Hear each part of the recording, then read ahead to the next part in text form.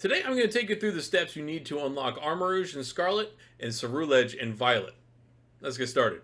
Now before you can even think about getting an Armarouge or Ceruledge, depending on what version you're playing first, you need to catch a Charcadet, the Fire Child Pokemon that is kind of difficult to find inside the game, but it is found pretty much everywhere in the game. It's just a very rarely seen Pokemon.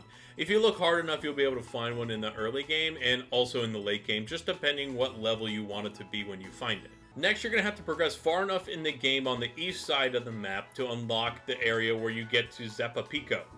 I don't know if I'm saying that correctly, but we're going to go with it. There's going to be someone that you're going to talk to inside of here that starts a quest that allows you to unlock armor, specifically to put on Charcadet for either Armarouge or Ceruledge, depending on the version you're playing. The specific person you have to talk to is actually this lady right here with the orange and yellow kind of tagline, the kind of air bubble. As soon as you talk to her, she's obviously going to start talking about the specific Pokemon that you have to get and the specific material you have to get for your particular versions. I'm in Violet. I need to get 10 Sinistee chips.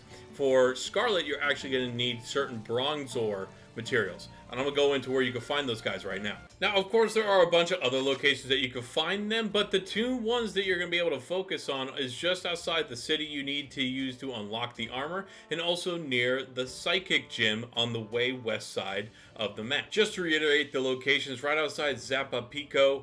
I'm going to butcher these names the entire time I make videos. You can find and see the Sinistee in the Violet version right here. Again, it's not going to be a constant spawn. It's going to be one of the more rare spawns in the area, so it'll take some time to gather up the chips if you just want to stay in this location. And again, Alpharonda, the other town that is shown on the Sinistee location map, is right next to the Psychic Gym in these fields that you see the magnifying glass on. Again, not a constant spawn, but it is one of the stronger locations that you're going to find Sinistee.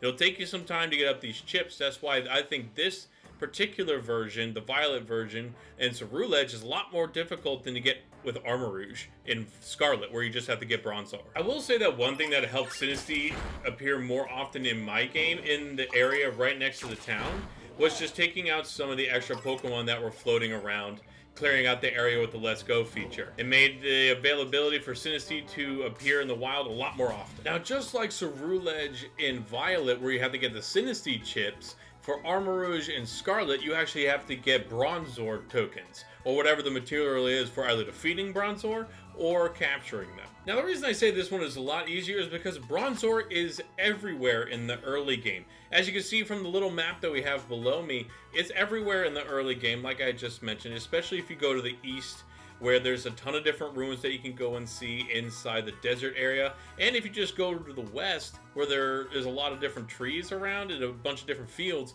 you can find them in the ruins that are in there as well. So it's a lot easier to get those instead of just the very particular spawning locations for the Sinistee in Violet. So this will not be hard for you guys that are using Scarlet to get Armarouge very quickly. Now that you have a Charcadet and all the materials you need to unlock the specific armor, you start talking to her once again. I'm in Violet. It has a Dark Past, so it's one of the different Dark Past armors. And now that I passed over all the Sinistee chips, I get the set of Malicious Armor.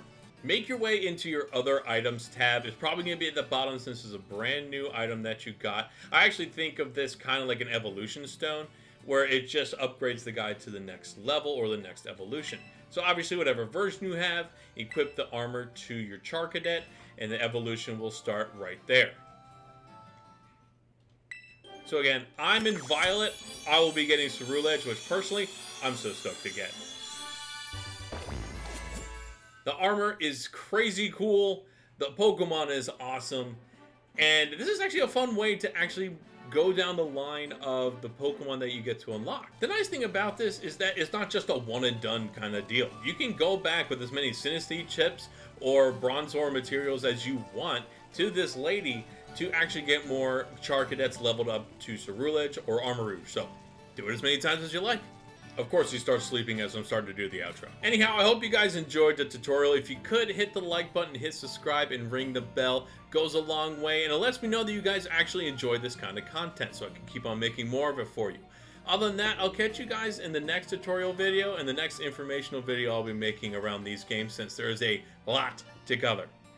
Other than that, I'll catch you guys in the next video. Peace.